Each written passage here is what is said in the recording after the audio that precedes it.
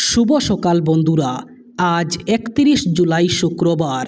আজকের সকালের বরাক তথা সমগ্র আসামের গুরুত্বপূর্ণ খবরগুলি হল: আগস্ট মাসের প্রথম সপ্তাহতেই অসমবাসীর জন্য আসছে ভালো খবর। রেশন কার্ড, অরুণোদয় সহ মোট 7টি বড় ঘোষণা করা হয়েছে। প্রথমত, আগামীকাল 1 আগস্ট অরুণোদয় প্রকল্পে সকল হিতাধিকারীরা লাভ করবেন টাকা। আগামীকাল সকালে প্রতিজন হিতাধিকারীর অ্যাকাউন্টে আসবে অরুণোদয় প্রকল্পের টাকা। বন্যা কবলিত 4টি জেলার হিতাধিকারীরা অরুণোদয়ে এবার লাভ করবেন 2500 টাকা করে। সেই সাথে এবার প্রতিটি সমষ্টিতে অরুণোদয়ে অভিযোগের জন্য নিয়োগ করা হয়েছে একজন সহায়ক। সেই সাথে আগস্ট মাসের প্রথম সপ্তাহ থেকেই শুরু হবে নিযুত ময়না ও নিযুত বাবু প্রকল্প। একইভাবে আগস্ট মাস থেকেই রাজ্যের লাখ লাখ দরিদ্র পরিবার লাভ করবেন রেশনের সুবিধা। রেশন কার্ডে চিনি, ডাল, চাল এবং লবণ পাবেন মাত্র 100 টাকায়। আগামীকাল থেকে শুরু হবে আগস্ট মাস। আর 1 আগস্ট 2026 থেকে কার্যকর হতে চলেছে একাধিক নতুন আর্থিক নিয়ম। এই পরিবর্তনগুলির সরাসরি প্রভাব পড়তে পারে সাধারণ মানুষের পকেট ও দৈনন্দিন খরচের উপর। প্রতি মাসের মতো এবারও ব্যাংকিং, বিনিয়োগ, কর ব্যবস্থা, রেল টিকিট বুকিং এবং এলপিজি সিলিন্ডারের দাম ও আরও কয়েকটি গুরুত্বপূর্ণ পরিষেবার নিয়মে বড় পরিবর্তন আসতে চলেছে। প্রথমত, 1 আগস্ট থেকে ভারতীয় রেল তৎকাল টিকিট বুকিংয়ের নিয়মে পরিবর্তন আনছে।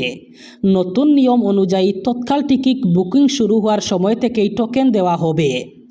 ইন্ডিয়ান এক্সপ্রেসের প্রতিবেদন অনুযায়ী এই পরিবর্তনের মূল উদ্দেশ্য হল রিজার্ভেশন কাউন্টারে ভিড় কমানো এবং যাত্রীদের জন্য টিকিট বুকিং আরও সহজ করা। দ্বিতীয়ত, আয়কর রিটার্ন দাখিলকারীদের জন্য গুরুত্বপূর্ণ নিয়ম। 2026-27 অর্থবর্ষের জন্য ITR 1 এবং ITR 2 জমা দেওয়ার শেষ তারিখ ছিল 31 জুলাই। যারা নির্ধারিত সময়ের মধ্যে রিটার্ন জমা দিতে পারেননি তাদের জরিমানা দিতে হবে। এছাড়াও দেরিতে রিটার্ন জমা দিলে কিছু বিশেষ কর ব্যবস্থা সুবিধা নেওয়ার ক্ষেত্রেও সীমাবদ্ধতা তৈরি হতে পারে। এদিকে ক্রেডিট কার্ড এবং FDর নিয়মেও আসতে পারে পরিবর্তন। 1 আগস্ট থেকে বিভিন্ন ব্যাংক তাদের ক্রেডিট কার্ডের নিয়মে পরিবর্তন আনছে। এর মধ্যে থাকতে পারে রিওয়ার্ড পয়েন্টে পরিবর্তন, বার্ষিক ফি অথবা অন্য চার্জ এবং বিভিন্ন পরিষেবার শর্তে পরিবর্তন। এদিকে আগামী 1 আগস্ট LPG সিলিন্ডারের দামে পরিবর্তন আসতে পারে। ইরান ও আমেরিকার মধ্যে সংঘাতের জেরে আন্তর্জাতিক বাজারে তেল ও গ্যাসের সরবরাহে প্রভাব পড়েছে। এর ফলে মার্চ মাসে LPGর দাম 60 টাকা পর্যন্ত বাড়ানো হয়েছিল। এরপরে জুন মাসেও বাণিজ্যিক গ্যাসের সিলিন্ডারের দাম বৃদ্ধি পায়।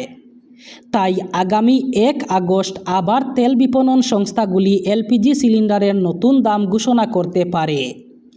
এদিকে আধার ও CKYC 2.0-র নতুন ব্যবস্থা। 1 আগস্ট থেকে আধার সংক্রান্ত একটি গুরুত্বপূর্ণ পরিবর্তন কার্যকর হতে চলেছে। ভারতীয় ব্যাংক, বীমা সংস্থা এবং অ্যাসেট ম্যানেজমেন্ট সংস্থাগুলি কমন কাস্টমার আইডেন্টিফিকেশন সিস্টেম চালু করতে চলেছে, যার নাম সেন্ট্রাল নো ইওর কাস্টমার অথবা CKYC 2.0। নাগাল্যান্ডের দয়াং জলবিদ্যুৎ প্রকল্পে জলস্তর বেড়ে যাওয়ায় আবার 3টি গেট খুলে দিয়েছে নর্থ ইস্টার্ন ইলেকট্রনিক পাওয়ার কর্পোরেশন অথবা নিপকো। তথ্য অনুযায়ী প্রকল্প থেকে প্রতি সেকেন্ডে প্রায় 94,000 লিটার জল ছাড়া হচ্ছে। উল্লেখ্য, উজান অসমের বিভিন্ন জেলায় ভয়ঙ্কর বন্যা পরিস্থিতির সময় নিপকো প্রথমে 4টি গেট খুলে জল ছেড়েছিল। পরে বৃষ্টির পরিমাণ কমে যাওয়ায় গেটগুলি বন্ধ করে দেওয়া হয়। তবে অসম, নাগাল্যান্ডে টানা বৃষ্টিপাতের ফলে আবারও জলাধারের জল দ্রুত বৃদ্ধি পাওয়ায় 3টি গেট খুলে দিয়েছে নিপকো। এর জেরে উজান অসমে আবারও বন্যা পরিস্থিতির আশঙ্কা দেখা দিয়েছে। বিশেষ করে গোলাঘাট জেলার স্বরূপতার বিধানসভা এলাকায় দয়াং নদীর জলস্তর নিপকোর জল ছাড়ার পর দ্রুত বৃদ্ধি পায়। ফলে নদী সংলগ্ন এলাকায় বসবাসকারী মানুষদের মধ্যে আবার উদ্বেগ তৈরি হয়েছে। অসম বিধানসভায় অসম ভূমি ও রাজস্ব নিয়ন্ত্রণ সংশোধনী বিল 2026 পাস হয়েছে। নতুন আইনে 250 বছর অথবা তার বেশি পুরনো ধর্মীয় এবং ঐতিহ্যবাহী প্রতিষ্ঠানের 5 কিলোমিটার ব্যাসার্ধের মধ্যে জমি কেনা এবং মালিকানার ক্ষেত্রে নতুন বিধিনিষেধ আরোপ করা হয়েছে।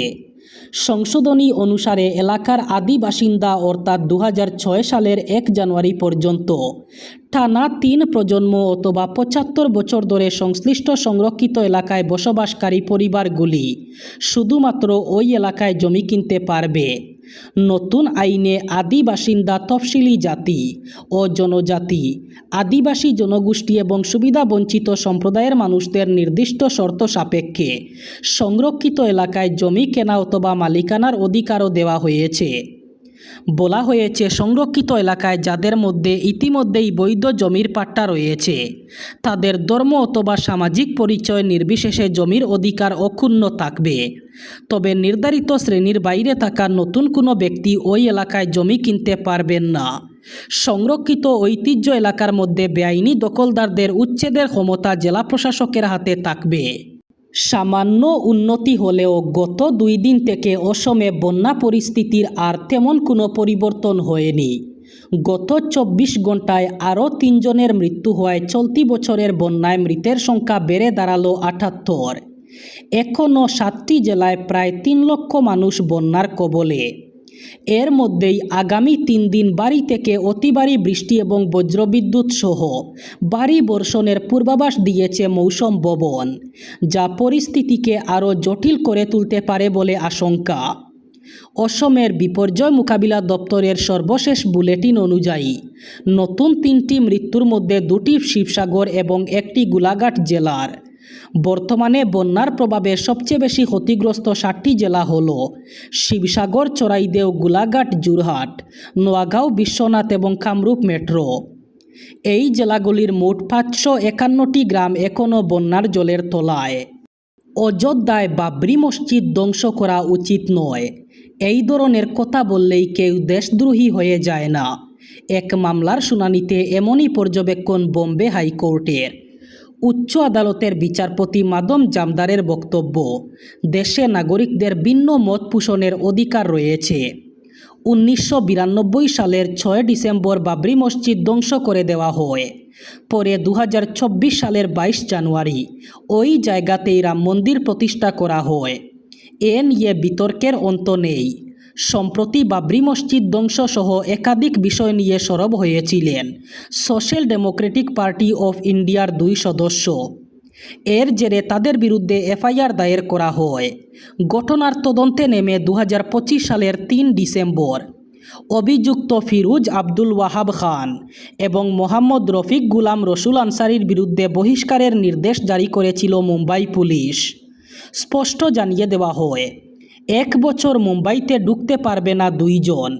পুলিশের এই নির্দেশকে চ্যালেঞ্জ করে বোম্বে হাইকোর্টের দ্বারস্থ হন সোশ্যাল ডেমোক্রেটিক পার্টি অফ ইন্ডিয়ার সদস্যরা।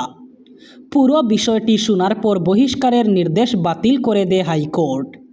আদালতের পর্যবেক্ষণ, মামলাকারীরা একটি নির্দিষ্ট ধর্মের বলে তাদের বিরুদ্ধে বেছে বেছে পদক্ষেপ করা যায় না। জর্ডানে অবস্থিত একটি মার্কিন সামরিক ঘাঁটিতে ইরানের ইসলামিক রেভলিউশনারি গার্ড কর্পসের হামলার জবাবে ইরানের বিভিন্ন স্থানে শক্তিশালী সামরিক হামলা চালিয়েছে যুক্তরাষ্ট্র।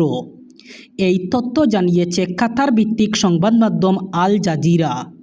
প্রতিবেদনে বলা হয়, হামলার সময় ইরানের দক্ষিণাঞ্চলের কৌশলগত গুরুত্বপূর্ণ কেশম, কিশ, বন্দর আব্বাস, আবাদান ও বুশেহর শহরে একের পর এক বিস্ফোরণের শব্দ শোনা যায়। তবে যুক্তরাষ্ট্রের হামলায় কী ধরনের স্থাপনা লক্ষ্যবস্তু করা হয়েছে অথবা এতে হতাহতের সুনির্দিষ্ট সংখ্যা এখনও প্রকাশ করা হয়নি। এদিকে ইরাকে চালানো যুক্তরাষ্ট্র এবং সৌদি আরবের যৌথ হামলার তীব্র নিন্দা জানিয়েছে ইরাক সরকার। দেশটির প্রভাবশালী সশস্ত্র সংগঠন পপুলার মোবিলাইজেশন ফোর্সেস দাবি করেছে ওই হামলায় তাদের অন্তত 20 জন যোদ্ধা নিহত হয়েছেন এবং আরও 32 জন আহত হয়েছেন। অন্যদিকে ইরানের রাষ্ট্রীয় গণমাধ্যমের বরাত দিয়ে আল জাজিরা জানিয়েছে, ইরাকে পরিচালিত ওই যৌথ হামলায় 4 জন ইরানি সামরিক উপদেষ্টাও নিহত হয়েছেন। এবার বরাক উপত্যকার 3 জেলার আজকের আবহাওয়ার খবর। আজ 31 জুলাই শুক্রবার বরাক উপত্যকার 3 জেলায় গরমের সাথে সাথে হালকা বৃষ্টির সম্ভাবনা। আজ শিলচর কাছাড়ে সর্বোচ্চ তাপমাত্রা থাকবে 32 ডিগ্রি সেলসিয়াস এবং সর্বনিম্ন তাপমাত্রা থাকবে 25 ডিগ্রি সেলসিয়াস। শ্রীভূমি করিমগঞ্জে আজ সর্বোচ্চ তাপমাত্রা থাকবে 32 ডিগ্রি সেলসিয়াস এবং সর্বনিম্ন তাপমাত্রা থাকবে 26 ডিগ্রি সেলসিয়াস। একইভাবে হাইলাকান্দি জেলায়ও আজ সর্বোচ্চ তাপমাত্রা থাকবে 32 ডিগ্রি সেলসিয়াস এবং সর্বনিম্ন তাপমাত্রা থাকবে 26 ডিগ্রি সেলসিয়াস। এই ছিল আজকের সকালের গুরুত্বপূর্ণ খবরগুলি। ভিডিওটি অবশ্যই লাইক করবেন এবং চ্যানেলটি সাবস্ক্রাইব করবেন।